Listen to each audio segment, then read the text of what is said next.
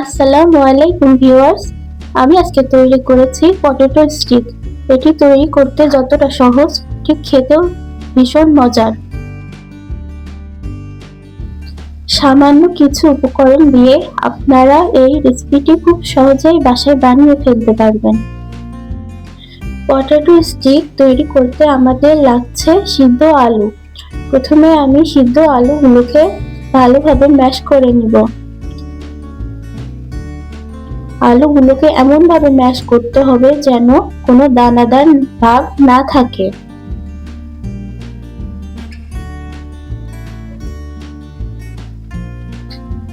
এখন আমি এতে মিশাবো হাফ চা চামচ ঝালের গুঁড়া, হাফ চা চামচ কালো গোলমরিচ গুঁড়া ও স্বাদ মতো লবণ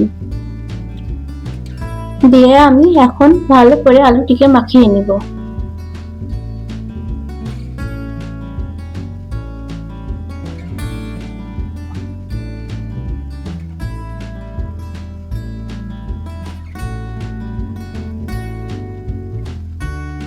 আলু মাখা হয়ে গিয়েছে, এখন আমি এতে অ্যাড করব 2 চা চামচ কর্নফ্লাওয়ার।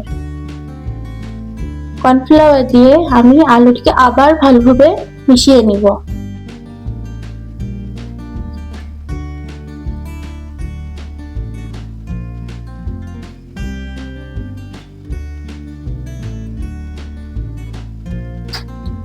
আলু মাখা হয়ে গিয়েছে, এখন আমি একটি পাত্রে তেল মাখিয়ে নিচ্ছি।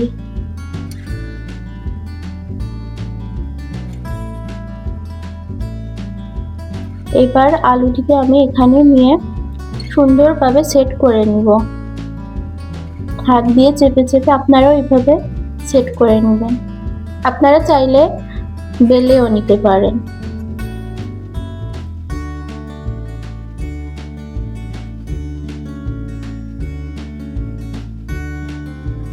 এভাবে হাত দিয়ে সুন্দরভাবে চেপে চেপে শেপ করে নিচ্ছি।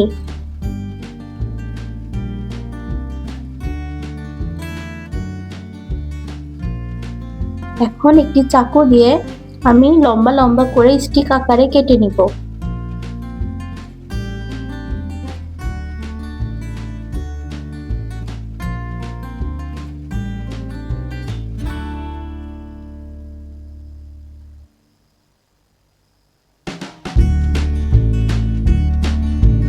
আপনাদের আলুটি যদি আমার মতো এভাবে উঠে না আসে, এতে আপনারা 10 মিনিটের জন্য ফ্রিজে রেখে তারপরে এভাবে কেটে তুলতে পারবেন, তখন সুন্দরভাবে উঠে আসবে।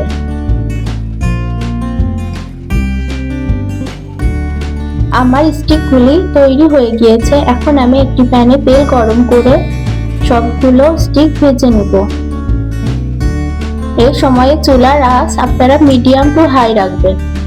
আমার রেসিপিগুলো আপনাদের কাছে ভালো লেগে থাকলে একটু লাইক দিয়ে সাবস্ক্রাইব করে পাশে থাকবেন।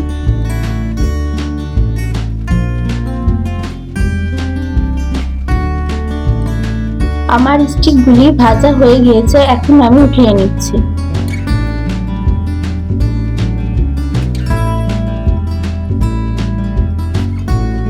এটা খেতে আসলে অনেক বেশি মজার, আপনারা অবশ্যই বাসায় ট্রাই করে দেখবেন। আজ এই পর্যন্তই, ধন্যবাদ সবাইকে।